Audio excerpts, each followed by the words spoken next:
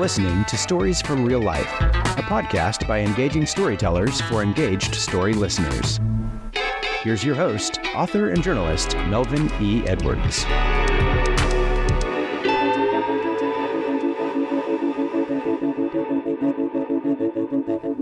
Hello, and welcome to this May 21st edition of Stories from Real Life. I'm your host, Melvin E. Edwards, and I'm excited to be joined on this week's show by a very special guest. Who's that? A very special guest? Good news. I can hardly wait to meet him. Today on Stories from Real Life with Melvin E. Edwards. Grammy Award winner. 4-time Dove Award winner. 6-time nominee for Male Vocalist of the Year. And contemporary Christian music pioneer, Bryan Duncan. Where does real love begin? Can it really last forever? Keep searching through this fire within, thinking without any answer. It's a lifetime love, only beginning. With 16 number one hits, Bryan Duncan is considered one of the most influential figures in the Christian music industry. Traces of heaven in subtle kindness. No, you keep lovingly showing me traces of heaven. With a stunning career spanning 6 decades, he's sure got some stories to tell. This is Stories from Real Life. Don't be left behind. Thank you, John Williams, for that awesome introduction. Bryan Duncan, welcome to the show. It's good. Did I say that? I was thinking it in my head. It's nice to be here, and then it didn't come out. So, welcome to the mind of a songwriter. I'm just saying. I connected with you a few weeks ago on Twitter when I was trash talking a friend, and you said you liked my sarcasm. Then you introduced yourself to me. And I was thinking, I know who you are. I should be introducing myself to you. And I did that, and here we are now. Now, I don't know if you saw how you saw my post, since we didn't follow each other yet. Do you just go around and seek sarcasm until you find something that meets your approval? Well, it's something that piques my interest, or a phrase that is coined really interestingly. I always find those kind of things nice. I often remember people by something that they said once. Almost everybody that I know, I can, you give me a name and I'll give you a quote that they said to me that I thought was really interesting. It's like I had a booking agent once, when I didn't win the award I was nominated 6 times in gospel music for Male Vocalist of the Year, and I never won. I was like the Susan Lucci of Christian music. I was kind of disheartened by it because, we all want some feathers in our caps, right? And my manager, or my booking agent, her name's Holly Benuski, and she turns to me one day and she says, the thing is, I think you're looking for respect from people you don't respect. And I'm going, ooh, I kind of got punked. So, it's that kind of things where, somebody says something, like my guitar player after a really bad gig once, he said, the people, we couldn't get the audience to appreciate us. And he walks off the stage, he unplugs his guitar and he says, man, there's a fine line between bowing down and bending over. So I rest my case. You see what I mean? And then they eventually, a lot of them become songs because you're just going, I can't believe they said that. I quote my wife all the time. One of the things she said to me once when, God wasn't really answering our prayers in a big hurry because, I have him on a timeline. And, she looks at me and she says, if you're going to live by faith, you're going to have to do without a little understanding. So Those are the kind of things that, maybe that's just a songwriter's mentality, the way something is said is just spectacular. So that's probably why I discovered you. You said something profound, and right now I can't think of it. I can't think what it was, but it was the way it was said. Well, I appreciate that because I'm a writer, and sometimes that happens to me too. I hear something, and it just gives me an idea to develop something creative. So I can appreciate that thought. Phrase coinage. That's what I call it. So I have a lot of things I want to talk to you about today. Okay. Let's start at the beginning.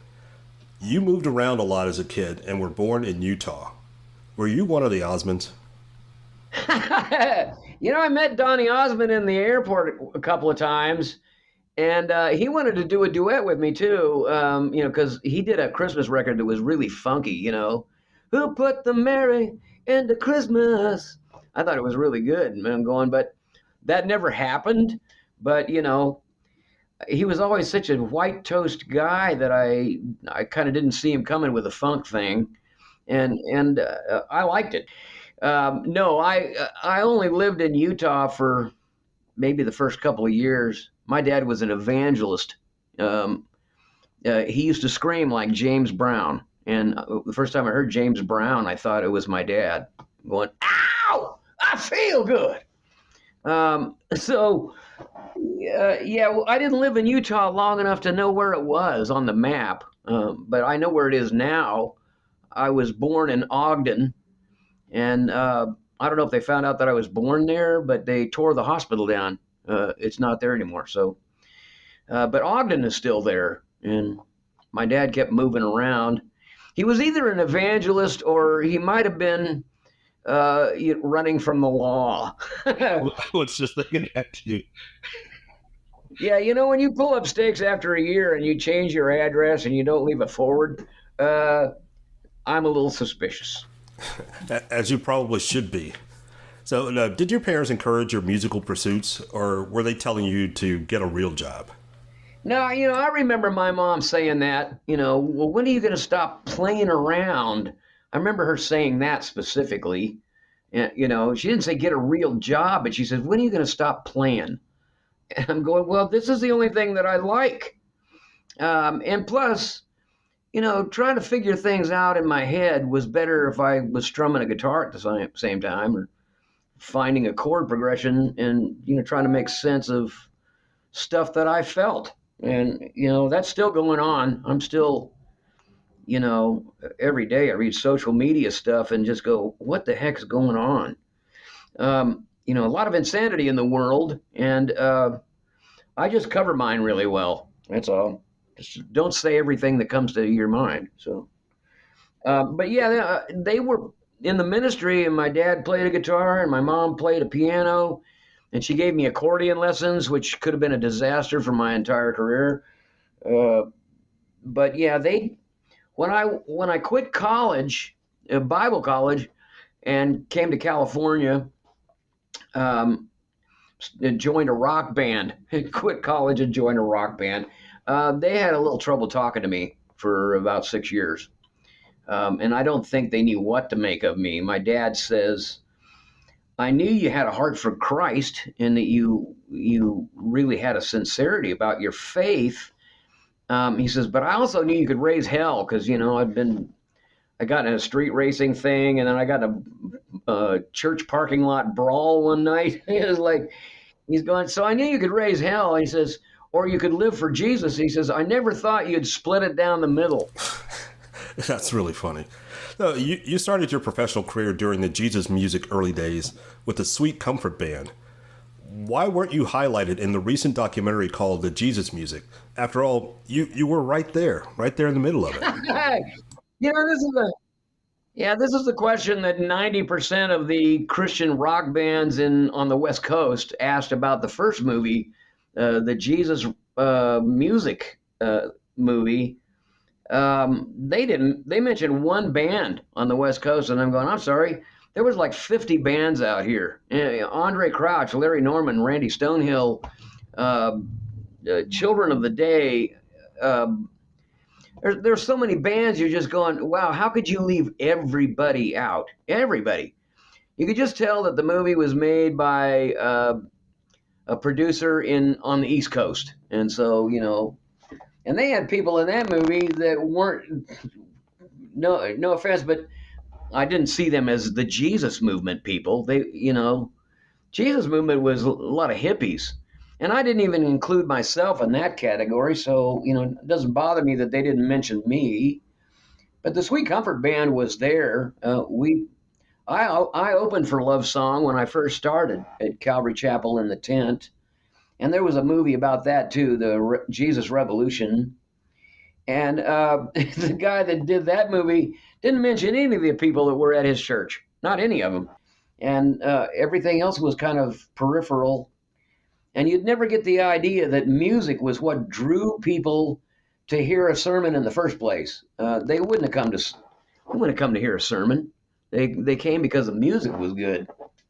And back then, you could write a song and be a believer in Jesus, and nobody put you in a little shelf on the corner and said, well, those are those people. Everybody had a certain level of respect because you were singing and you were writing stuff about what you thought. And I miss that. Well, you know what? I've discovered that even my kids don't know what I'm talking about half the time. I was talking about the Monkees to somebody yesterday. You remember the Monkees? It was a TV show. Yeah, of course I do. And that's actually, I think that's the tweet I was talking about. The one that I posted. Me and a friend were talking trash back and forth. He's a Monkees fan. I'm a Beatles fan. And I said he was a Monkees fan because he wasn't a real man. I'm pretty sure that's the tweet that you It was probably big in '69 when I was writing Christian music at that point, just in my garage.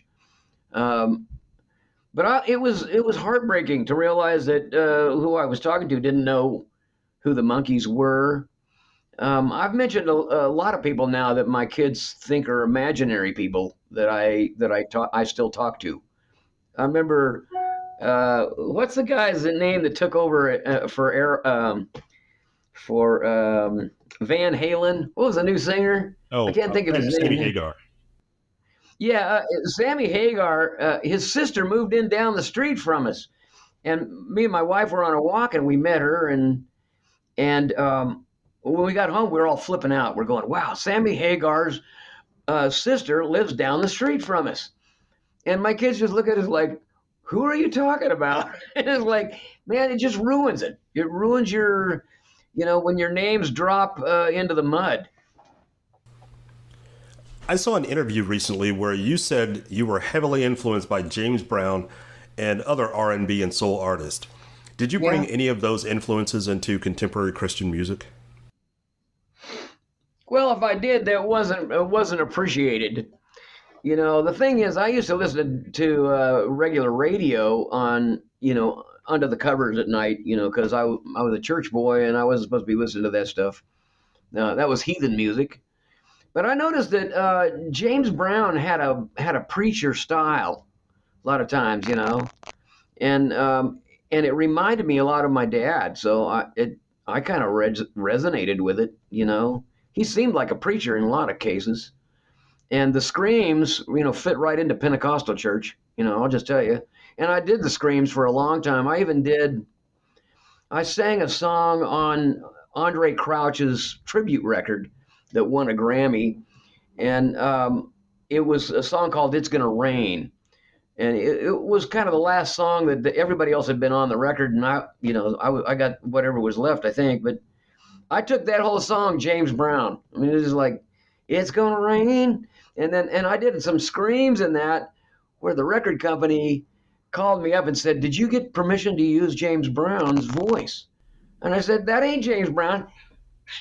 That's me. That's me screaming, and was that the highest compliment you ever got? Yeah, that was about the only time it was ever noticed.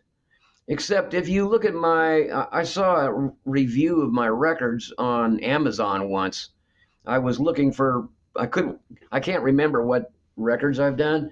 So sometimes I have to Google them. And I came across a review where the guy says, this guy screams a lot.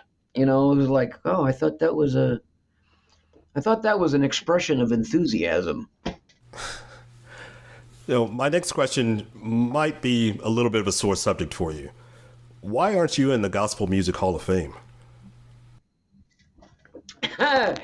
I laughed out loud when I saw that. You sent me that question in advance to kind of warn me. I don't want to touch a sore spot. I don't know. I'm not in charge of that. Maybe because I never won. I mean, I won a couple of Little Dove awards, for the album cover or something else, but it was never my records, and I sold really well. I had lots of number one singles, but I think it has more to do with the fact that I'm not from Nashville. I mean, that's where Gospel Music Association is, and I think it has a lot to do with out of sight, out of mind, unless you make the cover of Time magazine or the news in some other way. So that's about all I can say about that. At the end of the day, I've thought about it a few times about what awards mean, and I imagine if we sat here for a second and said, okay, who was Artist of the Year last year in any genre? Who was Artist of the Year 2 years ago? Who's in the Hall of Fame now this week? I don't think you could name five. I think awards are invented so that we can have something to say about ourselves, and maybe it helps you sell more records, but that hasn't gone my way, and so it is what it is. The thing is, music and what I do gets me up every morning. I mean, it's I found something that means something to me, and it keeps me going. Right when the routines of life just wear you out, I can turn around and play something. I just did a song in a day on a YouTube show. It's called A Song in a Day, and it's with some of my old musician friends that are big rock stars in the studio world. Greg and Matt Bissonette. They've played on my records before, and they started this show called Song in a Day, and it's on YouTube, and it's like a 30-minute show, and we go into the room and we write a song on the spot, and then we arrange it, we produce it, and then we record it, and it's out in 24 hours. It was the most fun I've had in a long time because they had some people on the tracks play from their computer screen, but for the most part, it was the fact that it was the three of us in the room, and I brought a keyboard guy to play better than me, and it was just fun to be in a room with real people instead of sending meta files or MIDI files or whatever they are. So I don't know why I was saying that, but the idea is that is the best feeling I had in a long time. Just being able to sing something. Whether it means something to you or not, I think you should be in the Gospel Music Hall of Fame. Well, that's nice. I don't think anybody in the real world will remember the Hall of Fame gospel music thing. Most of the people that are in the Hall of Fame are gone. They died. I was like, and then I don't know what happens after that. Even the biggest names in secular side, they pass away, and there's a flurry of activity about how great they were, and then you just don't really hear that much about it anymore. So I'm not really sure if it matters in the long run. That's why I believe in Jesus, and I'm going. He promises me eternal life. He said I would live, I would not perish. That sounds better to me than saying, well, I used to be somebody. So you don't think you're going to get to heaven and God's going to say, wait, hold on. You're not on this list because you're not in the Gospel Music Hall of Fame. I don't think a Grammy award is going to get you through the pearly gates, or a Dove award or whatever else you've been nominated for. And let me just say, being nominated is not an honor. It's like, I'm just happy to be nominated. No, it just sets you up for a miserable feeling when they get to the thing, they open the envelope and it says, and the winner is not you. And then they usually have a camera on you too, so you have to pretend like, oh, that's wonderful though. I don't mind. And that's got to be tough. I'm in trouble, aren't I? Because I just said a bunch of stuff that's gonna, I'm gonna have to apologize for later. Well, that'll be a good reason to have you back here. We can start your apology tour. Yeah, we should do that. The apology tour. I think a few people should be on that tour right now. All right. On one of the songs in the opening teaser was "Traces of Heaven." In that song, you had former Ambrosia lead singer David Pack singing backup. How did that happen?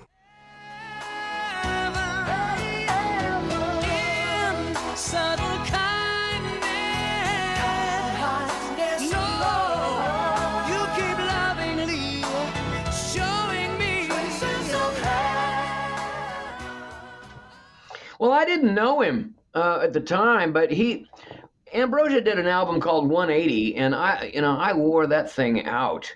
That's how much I feel for you, baby. And he had just a killer voice, and I just loved all of their songs.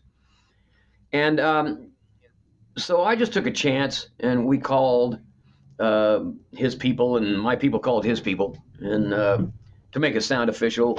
But he agreed to come in and sing some background vocals on, I don't remember what record it was. I think it was Slow Revival, maybe, or maybe it was Mercy. You can Google that. But I remember him showing up at the door at the studio that day, and I didn't know who he was. I'm going, because the whole time I was looking at their album, the Ambrosia album, and the guy in the middle has his fro. And I was thinking that was the lead singer because, don't you put the lead singer in the middle of the picture? But apparently not. He was the guy on the left. And so my first introduction was, who are you? And but we became really good friends after that because he sang on 2 of my records. And it's probably one of the reasons why some of my songs, Traces of Heaven, he killed that. And, I think it had a familiar sound to the rest of the radio world. They had heard that voice in the background before, so I probably your voices were great together. Yeah, I probably took advantage of him right there. He got his name known too because he wouldn't have been mentioned on the show if it wasn't for you. Oh yeah, well that's nice. But he's been a long time. I've known him for a while now, and it's like he goes through the same things I do all the time, and he has faith too in Jesus. He lost his wife to cancer last year, and nothing prepares you for that kind of stuff unless you're going to follow Jesus, who claimed that you'd see your family members again, and that there would be something beyond this life because it's really temporary. And that's where, even like the Bissonnettes that on that show, they're believers in Jesus too. And so is the guy that produces that little episode of Song in a Day. So, I cling to that because nothing that I see around me is going to last. As one of the pioneers of contemporary Christian music, did you ever intend for the type of music you helped create to replace hymns in church? No, I never really did. I sang those hymns. I used to lead song service. That's what we called it back then before we had worship teams. I would do the song, get up and stand behind the pulpit. And let's all turn to page 85 and sing, Love lifted me. And so I know all those songs, all old hymns, and they mean more to me now than they did when I was singing them. I've done copies that are on my Nutshell Sermons podcast under songs that didn't make the last record. I've done the Old Rugged Cross and What a Friend We Have in Jesus.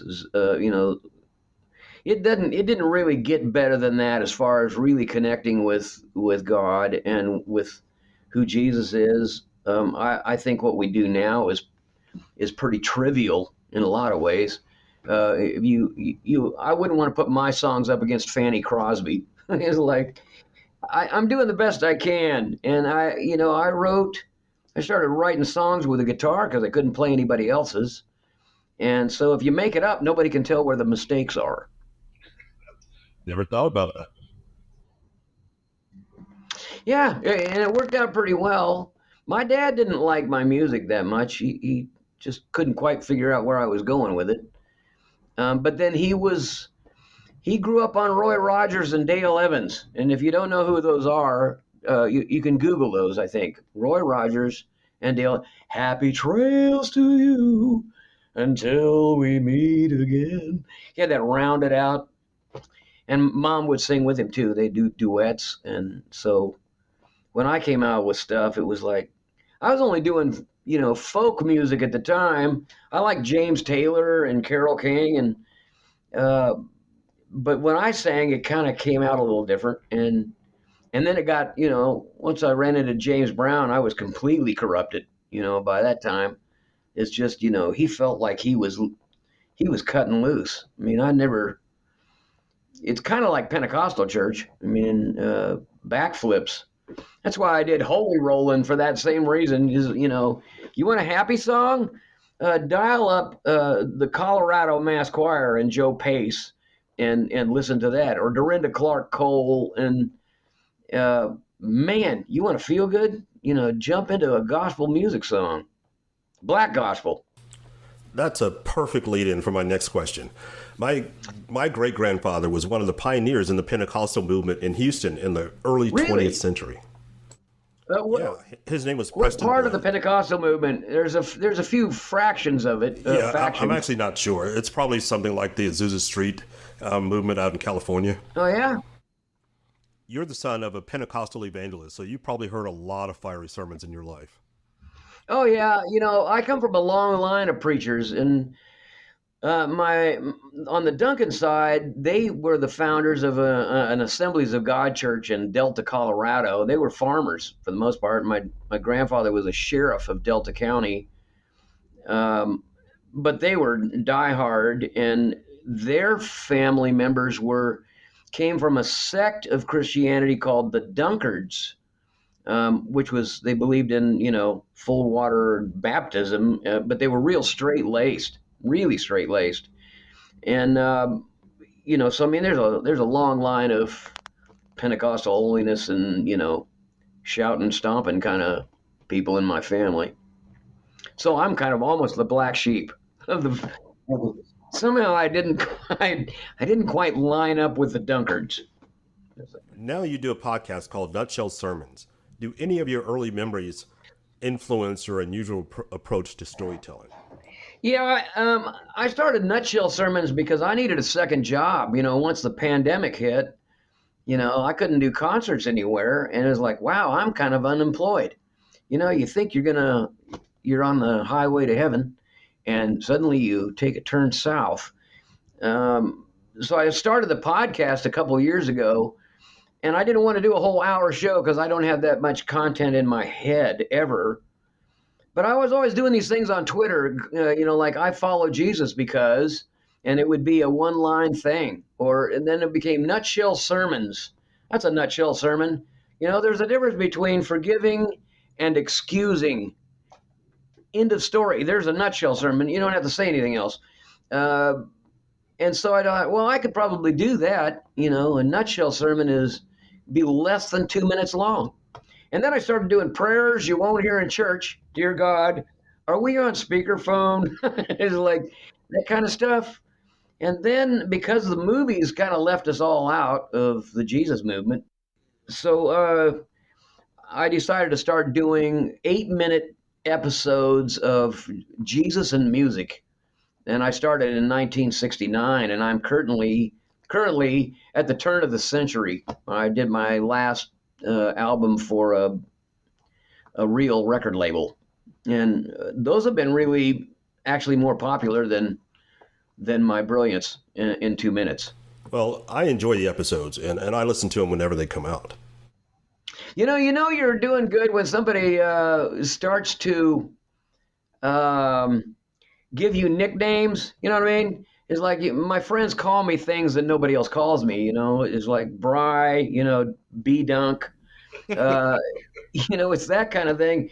But I noticed the other day I was dictating to my iPad on the Nutshell Sermons, and I said Nutshell Sermons You can see me at nutshellsermons.com.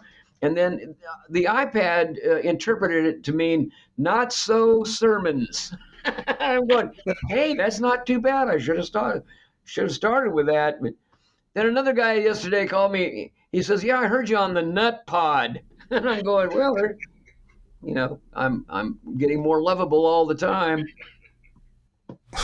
Again, speaking of that, in each episode, you introduce yourself as your lunatic friend. Is that a label you put on yourself, or did someone else tag you with that and you just chose to embrace it? Well, you might not know, but I wrote a song called "I've Got This Lunatic Friend." And the whole song it's on the Anonymous Confessions of a Lunatic Friend. But the song was about, in church, how you can't tell people you have a major problem. So you have to go to somebody and say, I have a friend who has a problem.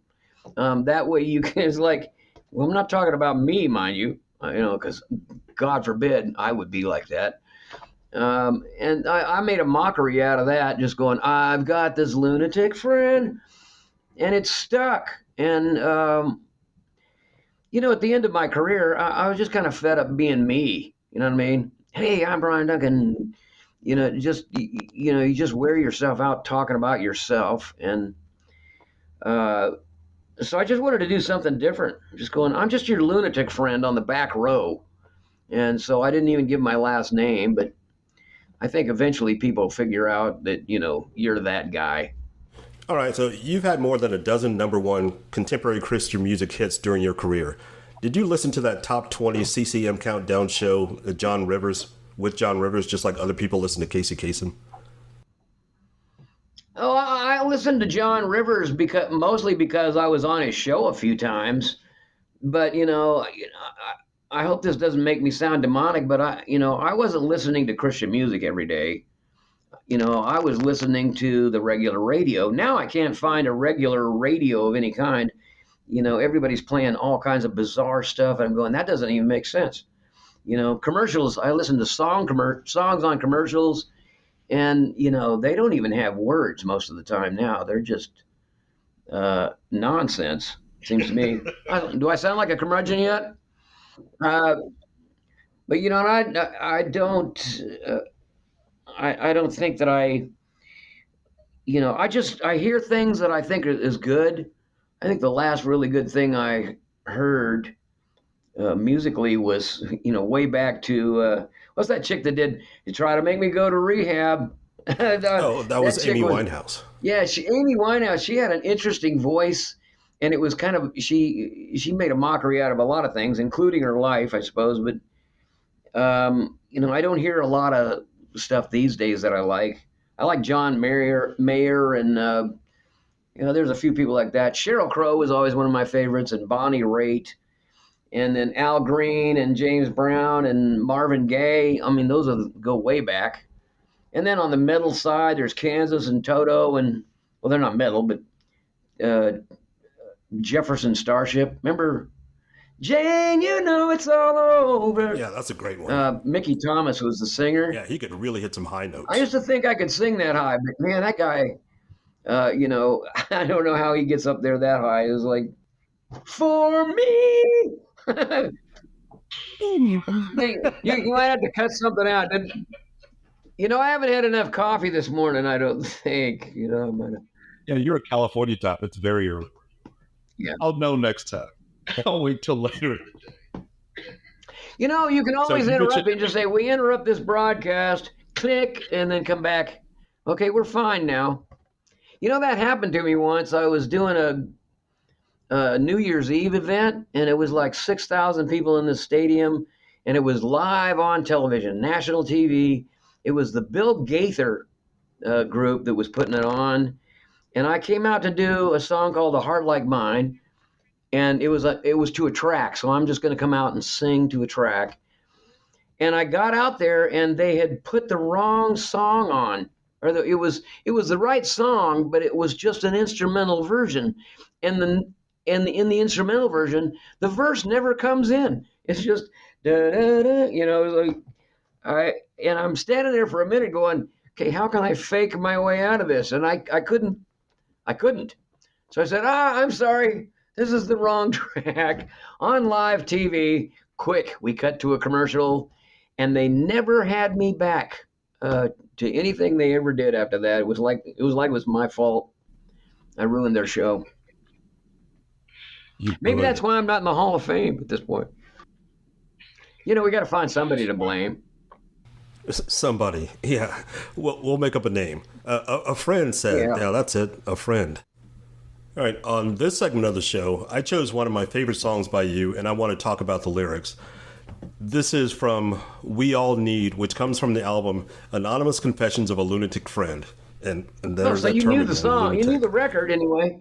On that song, I thought your vocals reminded me of a lot of Mick Hucknell from Simply Red. Oh man, you know what? I got to tell you, when we did the Mercy Project, I liked um, Simply Red's record. What was they had a big hit. I can't think of it right now. Was it Holding Back the Years? Yeah, no, there was another one on that though. It was really I can't think these days. But anyway, I was so impressed with Simply Red's sound that we actually had the engineer, and I can't remember his name right now, but you can Google it. The Mercy Project was mixed by the same guy that did the Simply Red project. So I don't know if he did the Lunatic album or not, but yeah, I love that sound. God, why can't I think of a song? I keep thinking of Bonnie Raitt now. I can't make you love me. Uh, it's if you don't know me by now. Oh man, that just raises the hair on my arms. I just love That's that awesome. stuff. So yeah, we all need. We're Yes. back to that, right? Okay, go ahead. I was raised on the lessons and the victory speech, and I fought for the standards that I could not reach. And I hold my tongue when the pain is great, and I cover my tears as we celebrate. I was raised on the lessons and the victory speech, and I fought for the standards that I could not reach. And I hold my tongue when the pain is great, and I cover my tears as we celebrate. While a private war rages with the fear and the doubt, as I try to run faster to find a way out. I'm convinced if I stumble, they'll just cast me aside and mock at my weakness, shatter my pride. 'Cause I've watched as we stone the more hesitant soul. So we all must remember it's still God's grace we all need to know. We are free. Yes and amen. My first question for that is, when have you doubted your faith the most? When? About every other day. Don't think that, people think that, you suddenly you're a believer that, wow, you never have a doubt, you never make a mistake, there's nothing true about that. I mean, the reason we need the grace of God is because we can't get it right even in a single day. I've yet to have one perfect day, not once. That's why I get up earlier now, so I can. It takes longer for me to make mistakes if I'm up at 5. But that I wrote that song one day. I was in the studio and I needed another song for the record, and I was lost. I was absolutely. I had nothing. And a lot of times you just wore yourself out trying to be spiritually correct, scripturally correct, and you're just trying to be as shiny as you possibly can for a record's sake, because that market's a lot better in Christian music than if you're just a screaming nightmare. But I remember thinking, I got nothing, and that was the first line I came up with was, "We all feel lost sometimes." And that got me kicked off of a evangelistic crusade because the evangelist didn't like the fact that I was including myself in the fact that we all feel lost sometimes. And I'm going, dude, it's just a feeling, but it was kind of a peripheral message beside the evangelistic thing, which is, kind of gospel 101. But I just started thinking. I was raised on the lessons. Suddenly I had a bunch of stuff in my soul that I didn't know was there. And that's what's great about songwriting is, you find yourself down a rabbit hole because of a feeling that you had from one line. We all feel lost sometimes. And I just thought back about my childhood. I was raised on the lessons and the victory speech. And I fought for the standards that I could not reach. And I hold my tongue when the pain is great. Well, you read all that stuff. So, but I was almost startled that all that stuff was in there. And it came out. It was almost like throwing up. I'm going, and I would have thought, man, this is the worst thing I could do is admit this stuff. Another reason I might not be in the Hall of Fame, in the Gospel Music Hall of Fame, is I said stuff that, doesn't make good marketing. So we peel back the layers and we see more and more reasons, I guess. Yeah. Did you ever feel like there was a time when you were cast aside by the church? All the time, man. All the time. I was kicked out of churches for so many different reasons. The Assemblies of God church denomination made a statement that they didn't want to book me because I was too expensive. They thought they got on this tirade about Christian artists making too much money, and I'm going, wow. We're talking about there's evangelists out there now that fly in jets around, and so you just.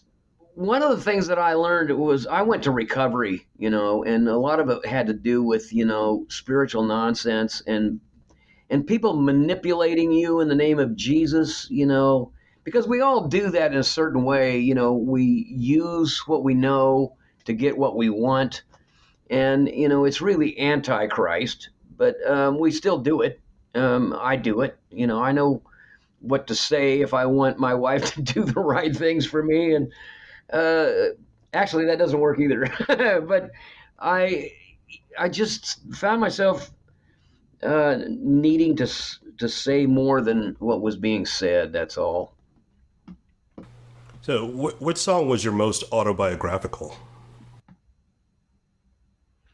Well, the most autobiographical song is Mr. Bailey's Daughter. It's my testimony in 3.5 minutes, and it goes, now, my dad was the finest man of God to ever grace the pulpit of a small Pentecostal church.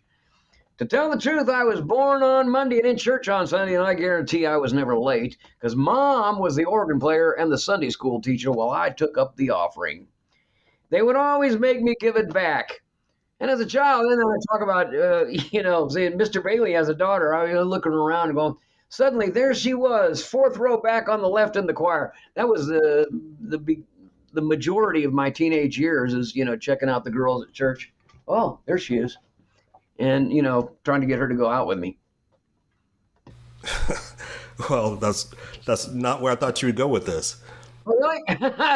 Where did you think I would go? I don't know where I thought you'd go. Well, people think your testimony, maybe people have a testimony, well, I once was lost and now I'm found. But if you're raised in church, you weren't once lost. You're given the answers before you've had a question. So most of my life has been a matter of, it's almost like my testimony is more like Jeopardy. You give me the answer and I'll tell you what the question is. It's so and maybe there's another reason that, wasn't really Christian material because, I wasn't I once was lost and now I'm found. My story has been, I'm lost, I'm found, I'm lost, I'm found. And, Jesus has to keep redeeming me on a daily basis. There's a reason we pray more than once. That's all I'm saying. Okay, so which song are you most proud of? Oh, man. That would be a hard thing. I imagine the most powerful song that I've ever written. I was 19 when I wrote it, and I was reading the book of John where Jesus was saying, I'm going to go away, but I really love you, but I'm going to leave. And I just thought, wow, that's kind of ironic. That doesn't make me feel too good.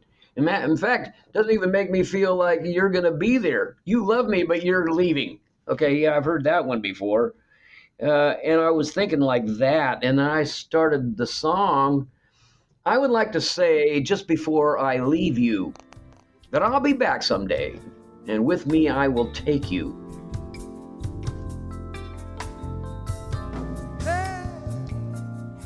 I would like to say, just before I leave you, I'll be back someday.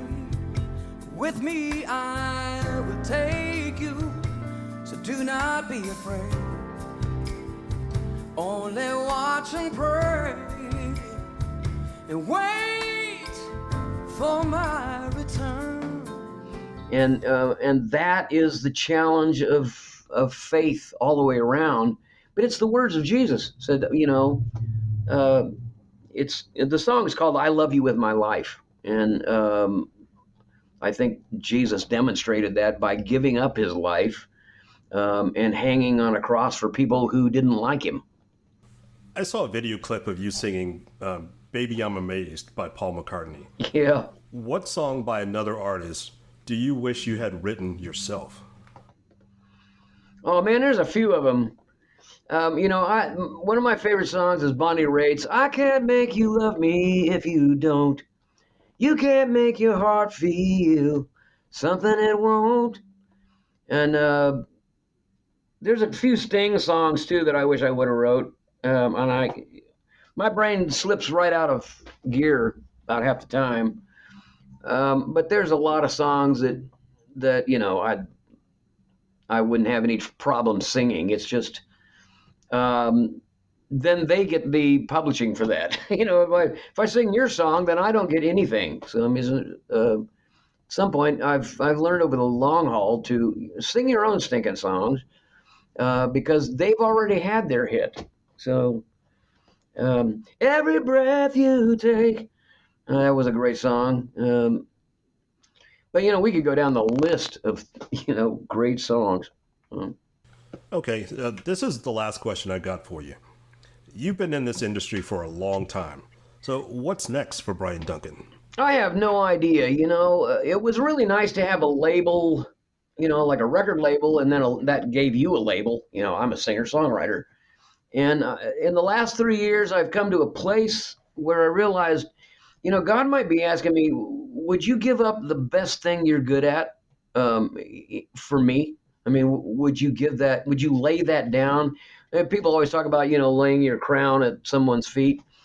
And I'm going, it sounds really good as long as you have a crown. But, when God says, I want you to put the most valuable thing, the one thing that you're best at, what if I want you to lay that down? Will you do it? And it took me 3 years to answer that question. I'm just going, but I did. I got to a point where I'm going, if I never write another song, if I never record ever again, will I do something else if Jesus asked me to?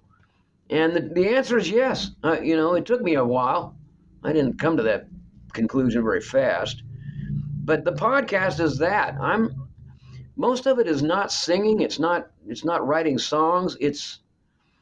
I almost entered that in the interview thing. I'm a pontificating blowhard. I'm just talking about my faith.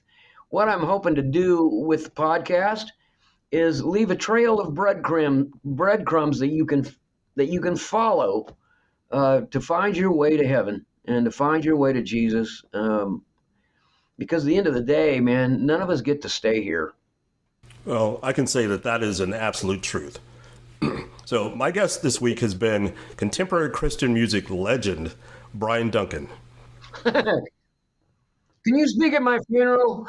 Can you speak at my funeral? Just like he was a legend. Yeah, I'll do it if it's not for a long time, not a long time in the future. Mr. Duncan, thank you for being here and sharing your stories. It has been a pleasure to have you here. Well, thanks. I hope I haven't offended anyone too much. And it was nice to meet you on Twitter, and I'll see you more often because I'll be looking for your nuggets of wisdom to probably steal for another song. Well, again, thank you for being here. I really enjoyed this. This has been a pleasure for me. You're absolutely welcome, man. I've enjoyed this. This has been a little too fun, so I'm probably going to regret it tomorrow. Well, I guess we'll be kicking off the Regret Tour and the Apology Tour simultaneously. Yeah, you may want to stay tuned. That's it for this week's episode of Stories from Real Life. Join us again next time for another great storytelling journey. Until then, don't forget to shine your light wherever you go. That was Stories from Real Life. Join us again next week for another great storytelling journey. See you next time.